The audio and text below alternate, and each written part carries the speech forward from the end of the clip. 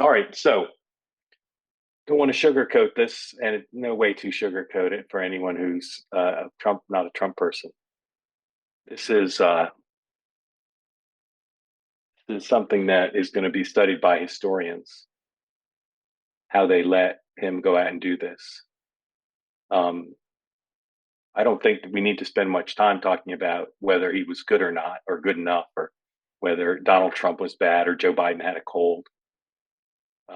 There are tens of millions of Americans who are going to learn through the debate itself and through news coverage the state of Joe Biden's mental capacities, which they did not know before because they don't follow things closely. And the question is, to me, from people I've heard from, and if you sampled MSNBC, David Plouffe was just on, Barack Obama's campaign manager, who always tries to be publicly supportive. What passes for an optimist for the Democratic Party tonight is someone who says, well, this is bad for Trump because, of course, Biden will be replaced on the ticket. And now there's time to do it. And thank goodness they got this out of the way early. That's not good news, obviously. I don't think he's going to be replaced still. I'm sure there are people on this call who think not only that he will be, but that he should be. This is a moment where we'll have to wait and see what happens to his fundraising. Hard to imagine the mentality of someone who'd write a check to Joe Biden now. Give him $25, give him $25 million. It's hard to imagine that you won't see days of blind quotes. Previous incumbents who've had bad debates, and nothing as bad as this, have had another debate coming up that they could do better. And as Barack Obama did, as others have. He doesn't have that luxury. There's not another debate for months. And the private emails I've gotten and texts I've gotten from leading Democrats tonight are extraordinary. Again, their spin will be, he had a cold. If he had a cold, I don't know why he was working rope lines on arrival in Atlanta. Or why he's going Maybe, campaigning tomorrow. yeah, maybe he has a cold. But people say, well, Trump wasn't that good. David Plouffe, or David Axelrod on CNN said after the debate, well, Trump was very unappealing to independents. So if they do replace Biden, whoever replaces him can win independents. I will tell you again, the thought that someone can get him off the ticket, thought that he can get him off the ticket, Kamala Harris doesn't expect to be the nominee. The thought that if they somehow get Kamala Harris not to be the nominee, that Gavin Newsom or Gretchen Whitmer is ready to start a presidential campaign from a standing start, even if they inherit the entire Biden staff. These are implausibilities. Now, maybe they're less implausible than Joe Biden continuing to be the nominee after what we all saw. But it is not so simple to say, well, of course he can't be the nominee. And I heard from many people, rank and file Democrats and elite Democrats tonight, who said, without reservation, he can't be the nominee. That's an easy thing to say, but it is impossible to get him off the ticket and not have Kamala Harris be the nominee easily. Now, could he and Jill wake up tomorrow and look at the headlines and the coverage and talk to people privately and say, I can't go forward? Can't rule that out. It's not impossible, but it runs counter to Joe Biden's belief that he is the best person to beat Donald Trump. Kamala Harris would be the nominee if he isn't. She can't beat Donald Trump, and that no one else can launch a presidential campaign that would be as formidable as his. I've got scores of emails and texts that I would plan to read, but they're all of a piece. Did Biden get better later in the debate than he was early? He did. Got a little better. Did Trump have the best performance imaginable? He did not. But these things don't matter. They don't matter at all, because what we all saw, which I've been forecasting based on talking to Democrats who've been spending time with me, is a man who is not just diminished from 2020 and not just diminished from 2022, but is diminished from 3 months ago. And again, if that's the best he can do after a week of preparation and rest at Camp David with his full staff, it's very difficult to imagine the American people will make the judgment that he should be president. I've never taken seriously the thought that he'd be forced off the ticket or choose to step down for all the reasons I've said today. I don't think that can be ruled out now. And that's the first time I've said that because I think it's unpredictable. And the key again will be the blind quotes, the on the record quotes, and the fundraising. I think you'll see some Democrats now go back to saying what David Ignatius said, what David Axelrod has said, what the congressman from Minnesota, whose name I'm currently forgetting, who ran against him, Ben will help me, Dean Phillips said. You're going to see prominent Democrats say he shouldn't be the nominee. I'm almost certain. I haven't gotten that yet, but I think we will see that. And again, if he can't raise money, he can't continue to run. So I'm going to turn it over to Greg Kelly, who I think thought he would have to correct me for being insufficiently alarmist about what we saw. But Greg, go ahead and see if you can outflank me on what you saw and what you think the impact will be. Mark, I am privileged to be called on first, but I think why you're doing it is because I've been warning you and others of this, what I called an inevitability. I knew this was going to happen. And the mainstream media needs to be deeply, deeply ashamed. They need to basically cancel themselves, in my opinion, because anybody who was honestly watching and fully reporting the actions of Joe Biden over the past 3.5 years would not be shocked by what we saw tonight. Just a week ago, he kissed the Pope on his head, and mainstream media ignored it.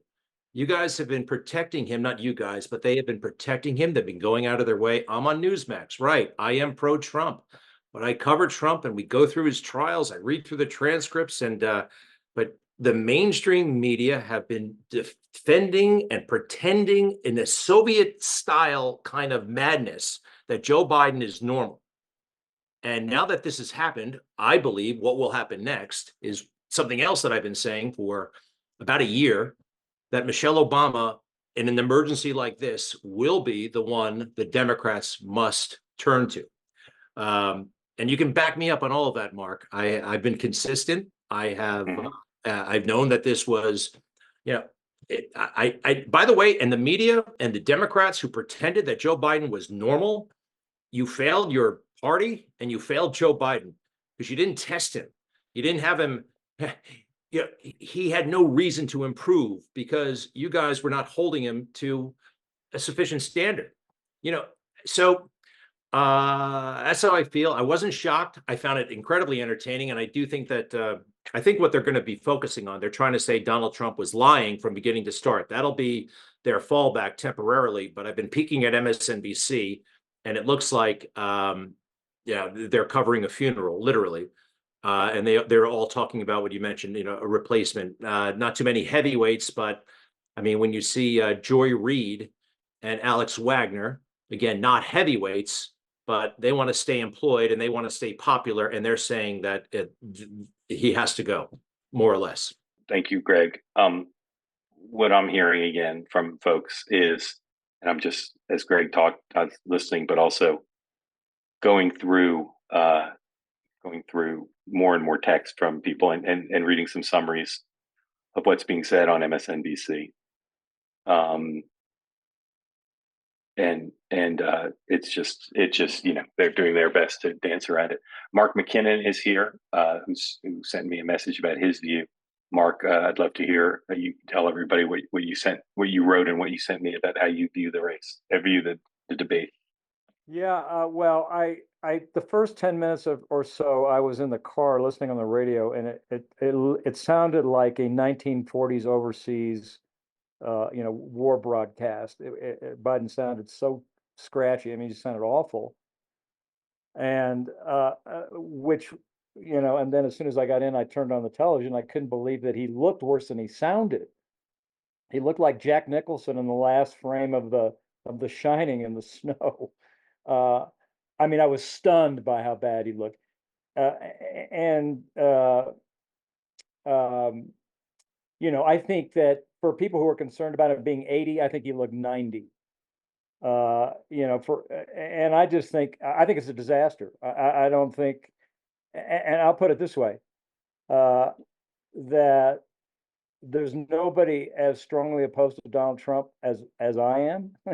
Certainly no, never Trumpers as I am. I'm as strong as they come. And I voted for Biden in 20. I'm not sure I can vote for Biden. I'm not sure what I'm going to do now, but I'm legitimately concerned. I mean, that guy just is not. I mean, what we saw tonight is a guy who shouldn't be president. Yeah. Thank you, Mark. Again, I think what you're going to hear is a lot of people who didn't know. I heard from so many people tonight who said they were at watch parties or they were getting texts from friends are not political junkies who said, I had no idea that that's the state he was in. And Yeah, I think that's a good point. it's also hard to imagine how they turn the page on this, right? How do they suddenly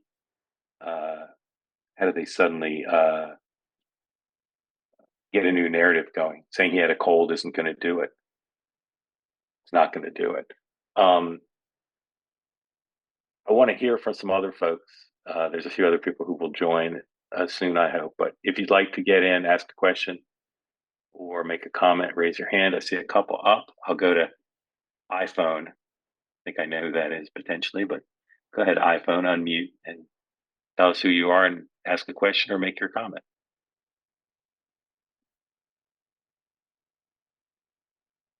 Go ahead. No, you've unmuted, but you don't want to talk. All right. We'll mute you back up and we'll go to John Ross. John. Yes, sir. Go ahead, John. Hello. Thank you for having this group. And I apologize if you can hear my kids playing in the background, but I just wanted to make the comment that personally, I have felt that Biden has been too old for a really long time. And I've been surprised that how reticent all the strategists have been to admit that.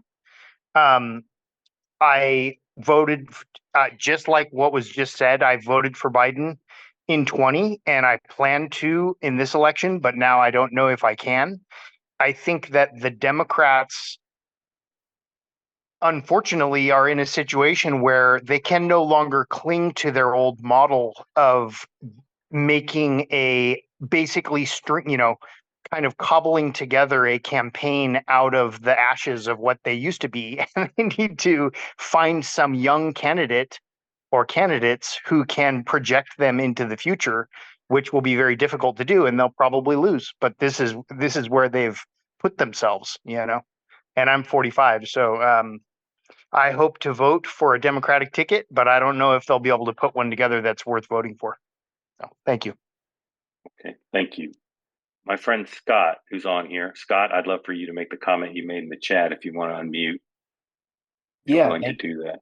Yeah, ahead, obviously there's been a lot of talk about the about November and the implications of the top of the ticket, and yeah, obviously there's a lot about that. But my bigger concern is, yeah, we seem very vulnerable right now to foreign adversaries that over the next few months may interpret tonight and just this scurrying that's happening across the political class and really all across America as a green light to take aggressive action on the world stage, whether that's China and Taiwan or Iran or Russia or who knows what. So not really a question as much as more just something, a thought that comes to mind, kind of taking in everything that's happening on cable news and Twitter and this Zoom and beyond.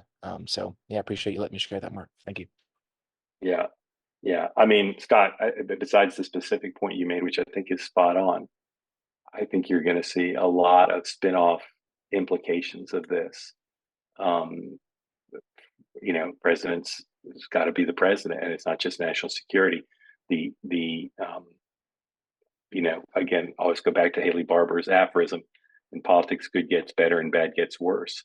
And because there's not another debate for a while, because Trump is going to dominate the news with his running mate selection and his convention first, it's really hard to see Joe Biden finding a different way to make news until his convention, and obviously that's far off, far off. And Mark, one last thought on that. Now, anything that happens on the international stage in the next 4 months, especially if Biden's seen as being like proactive in it, is going to be viewed through the lens of, is he doing this to change the calculus politically? Right. So it's just another layer of kind of complexity that you don't want your president to be kind of restricted by. What I want to know, how do the Biden's team, how do they not teach him to look at the tally light and look straight ahead at the camera instead of looking at the moderator? So he kept looking when he saw the split screen. He's looking over here, and Trump is looking that way. So he's talking to the audience, and Biden's looking this way. Like, how could they not prepare him to look at the camera? Yeah. So, Michael, the thing you raised is something that had this been a normal debate where there was kind of like, critiques of both sides. Absolutely great point. And there are people who are trying to shift the blame from the president to his staff, saying things like, how could they not have told him to do that? Mike, I'm certain that they did. But it's, again, testament to his current mental capacities that he couldn't enact what he was supposed to do in a number of ways. And just to be clear, we haven't yet seen the RNC cuts, which are being produced right now, of his worst moments. His worst moments strung together is going to be brutal, and that'll include some of the shots that Michael's referring to, where he looks lost, he looks unable to focus. Again, if you take the totality of his performance, there were moments that were better than not. But the bad moments are not an aberration. They're not an RNC deep fake or cheap fake. They're what, as Greg said, we've all seen, if we're willing to say the emperor doesn't have clothes on, what we've all seen for months, and what my sources have said have gotten substantially worse in the last 3 months. Thank you, Michael. Jacqueline, unmute, please. I understand that the style was horrible in terms of like where he's facing, no volume, practically whispering, but the content of what he said sounded more coherent than what I was expecting from Joe Biden. So I feel like I'm missing something, and that because I don't see the disaster beyond the style, and because I thought they both sounded disastrous here and there in certain comments. So again, there are moments where what you're saying is true, but there are moments where it's not true. There are moments where he's lost his train of thought and he's speaking gibberish. Now, again, if you want to take Trump's performance and knock it apart, you can. He's lying. He's speaking gibberish. He's offending certain groups of people. Absolutely. But you just have to be realistic about whether that matters given the totality of President Biden's performance, and it doesn't. It just is the reality. It just doesn't matter, and it won't matter. Again, David Plouffe can say Biden or Trump turned off some voters tonight, and you can say if you take Biden's literal statements, they weren't all gibberish, but a lot of them were. And he's currently president. He's asking to be president for 4 more years, and he prepared for a week. He can't have some moments of gibberish and be graded on a curve and say that's okay, because some of his statements weren't gibberish. Even the majority of his statements weren't gibberish. You cannot be president in the eyes of tens of millions of Americans. And I can guarantee you that even the New York Times and the Washington Post and CNN are going to talk to voters over the next few days who say, as Mark McKinnon said, was considering voting for Biden, or I was leaning towards voting for Biden, who will now say either they're going to vote for Trump or they're not going to vote for Biden, whatever they end up doing. And never like to predict the polls. I will predict the fundraising, and I will predict public statements that are going to come from some. But I wouldn't be surprised if the polls changed in light of this. For instance, the poll number of do you think Joe Biden has the capacity to be president, which has already been extremely bad for him. It's hard to imagine, given what the news coverage is going to be like, that doesn't get substantially worse. Well, hey, thank you for putting this on. Sorry, you guys are up on the East Coast. I'm in Seattle. To just stay up to watch all that. But you kind of went at the beginning of the Zoom talking about the situation if they were to replace him. But some of the delegates have already been selected for Biden. So how does that go down? Is there a way to move those to another candidate, say Kamala or someone else, and say they can't get rid of him? I'm just having a hard time seeing, with economic data coming, with the turmoil in the Middle East, all these things coming down before the election, how it's going to get better for him at this point. There's no way to get rid of him. There's no way to force him to give up his delegates. He doesn't want to. But if he decides he doesn't want to be the nominee, then there are various mechanical ways for the DNC to shift those people to someone else. But I'll say again, the person who wants those delegates, if not Joe Biden, is the person who has run with him and the person who's the sitting vice president. So if Biden says he's not running and she says wants to be the nominee, there'll be people who challenge her, but it's going to be very hard to beat her amongst the delegates. So getting a little ahead of ourselves to game that out completely. But I will tell you that it is going to be difficult to convince Joe Biden that she has a better chance of beating Donald Trump. And it's going to be difficult to convince her that she should not stand aside for someone else. Bill Pascoe, go ahead. What are the rules of the Democratic National Committee, Mark, in terms of how do you change the rules of the DNC? When it comes to the Republican National Committee, the only place you can change the rules is at the quadrennial convention. First, you have to get it through the Rules Committee of the RNC, then through the RNC, then through the Rules Committee of the National Convention, and then finally the convention.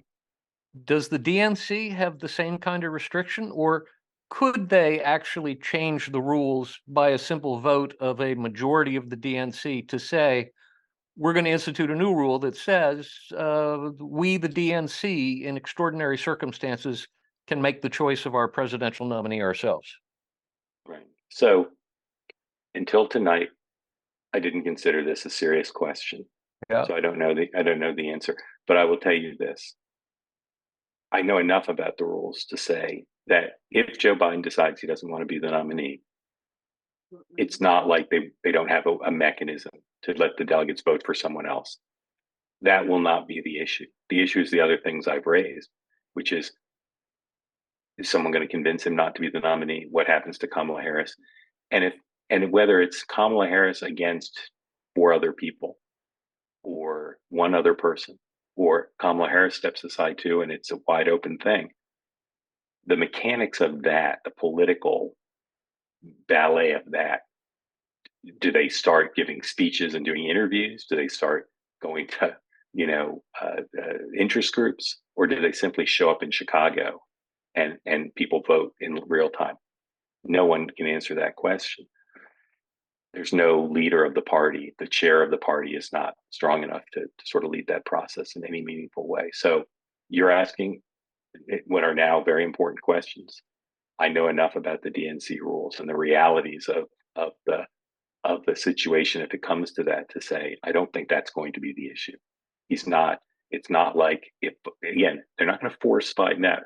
They're going to have to convince him not to run. And if they do, it's not like just because he won all the primaries, he has to be the nominee. Whatever the rules are, they'll find a way. He's not going to be the nominee if he doesn't want to be. What happens to those delegates is, if they're not Biden's, are they Harris's? She's not nominated the way he was in those primaries and caucuses. Right. But she has a claim on it, and the delegates are going to be more loyal to her than the general population. So I don't think, with all respect, and I have extraordinary respect for your knowledge of politics, I don't think you're asking the question that's going to be germane. They'll find a way to do it. They'll find a way to do it. It'll be germane in the sense that we'll have to know the answer and they'll have to figure it out. But he's not the nominee if he steps down, and they're not going to take it away from him, because that's impossible. All right, Greg. Mark, I said, first of all, I listen to you weekly on, and I've subscribed to your newsletter and listen to you weekly on Michael's Merconish. And shortly after a call a few weeks ago, you were discussing this kind of subject. And I called Michael and I said, who one of the most selfish, egotistical people I think publicly we've ever seen is Dr. Jill Biden. How this woman, and I know I shouldn't comment on someone's marriage, but it's for the public to see. how she can allow this man to be paraded around as she has all this time and be embarrassed is beyond, well, it just tells you the level of ego in that White House and in Washington, D.C. That's the saddest thing for me tonight. The level of ego that permeates throughout Washington, D.C. of people that just love power so much. And for people, with all respect, anyone to watch that debate, and I listened to Mr. Axelrod afterwards saying Trump didn't do so good. Trump was the same. Trump had a fine debate. He does that all the time. He was probably pretty good. You may not like what he said, but he was pretty good. For anyone to suggest, and I've heard people talk about Trump lies. You could fact check them. You could do the same thing with President Biden, but nobody does. Nobody will ever fact check President Biden, but I guarantee you he lies just as much. Finally, I heard some people suggest, and you may have heard this, that this debate being this early was intentional by some within the Democratic Party so that this could be exposed. You don't believe that, obviously. No, I'm going to spend a fair amount of my next 12 hours knocking that down because a lot of people assume it's true. The reason the debate was early was because the Biden campaign knows they're behind, and they wanted a way to prove to the base that he was going to be the nominee and that he could whoop Trump, and to have a change in dynamic that didn't have to wait to the fall. It would, and again, there's various ways to prove that. The Democrats who might want to test Biden weren't the ones picking the date. They didn't pick the date, and they didn't go to the Biden campaign and say, you demand an early debate because we demand a test. That's just not something that's happening in the world. So I can tell you without reservation that that's not why there was an early debate. There was an early debate because the Biden campaign wanted it. And again, they prepared him with the best debate prep team in the history of the country. I say that with full confidence and no exaggeration. And they spent a week at Camp David, and that's what they produced. So there's no truth to what you're asking. On your other point, I don't think he should have run the first time, not just because of his mental state. I've written about this before. I saw him do a book event in 2018, and I felt bad for him that his career was over. And I also thought running when your son's an addict who couldn't possibly benefit from being in the public eye seemed like a bad idea, even if all the stuff that's happened to Hunter hadn't happened. So there'll be a lot of scrutiny of Joe Biden after tonight, for sure. As to the question of lying, I think if you did an actual accounting of both the quantity and quality of the lies, Donald Trump lies more than Joe Biden. But for instance, tonight, Joe Biden once again claimed that Donald Trump said, "Find people on both sides," referring to neo-Nazis. It's just not true. It's just not true. And yet he said it up there. And if this had been a normal debate, I doubt that would have been fact-checked because the press almost never fact-checks that. So in terms of Trump's performance, I thought he was a little bit better than the norm for him. But it doesn't matter. It's truly meaningless how well you think Donald Trump did tonight. Okay, let's talk to a few more folks. Charles. So what I'm thinking is, what the hell happened between the State of the Union and now? Are your sources saying that the past 3 months, the State of the Union was the last vim and vigor we'll ever see from him? So I've reported previously that he has declined in the last few months, Yeah. according to people around him. Number one. Number two, the State of the Union is a set piece reading off of a teleprompter. This is standing for 90 minutes, getting questions. Questions were not shocking. They didn't pull that. I think probably I think he was probably prepared for literally every question. But it's harder, and there's a lot more pressure. Right. State of the Union. I was thinking State of that the Union. his weakness would have been in the back and forth, the Trump bantering that he's known for. Yeah, I will say, and I don't know if anyone else has reported this, but I'm pretty confident based on my sourcing that you are going to hear eventually that I was right, my sources were right, that in the last 3 months he has declined physically and mentally, somewhat substantially.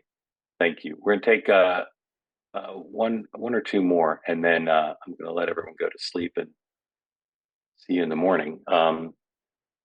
Christine, Thanks, Mark. Christine. Recognizing, I think we're all in a little bit of shock on what we just saw, but and it was very different Joe Biden maybe than the one who many of us have worked with in the past.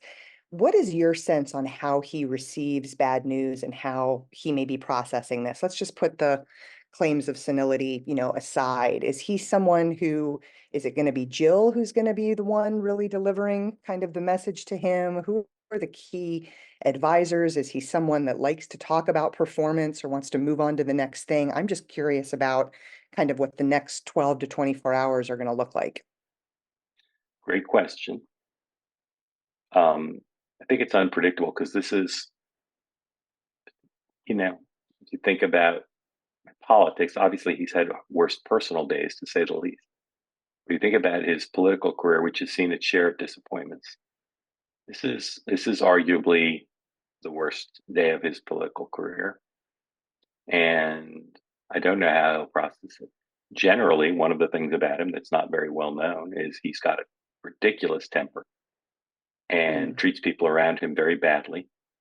I don't know that he'll blame himself at all. I think he'll probably blame Trump and maybe his staff. And I don't think, I think I know many of the people around him, and I've known them for a long time. And I've not been able to break through and understand how it is that they've enabled him to run again, and how it is that they've labored so strenuously to keep the press from telling the truth. As Greg Kelly said, the truth we can all see. I don't know how they'll feel about this. I have some indication, not enough to report yet, but I have some indication that he was worse at Camp David in their prep than he was tonight. Wow. Thanks. And I think he'll be faced in the next day or two with a big crisis. And again, I want to see what happens with the fundraising and then obviously the polls. Yeah. Okay. Thank you all for joining. And we may do another one of these tomorrow because there's a lot of demand to keep talking about this. So check your inbox. May find out we're going to reconvene during the day. But very grateful to you for gathering, for those in the East Coast staying up late, and we'll see you soon. Good night.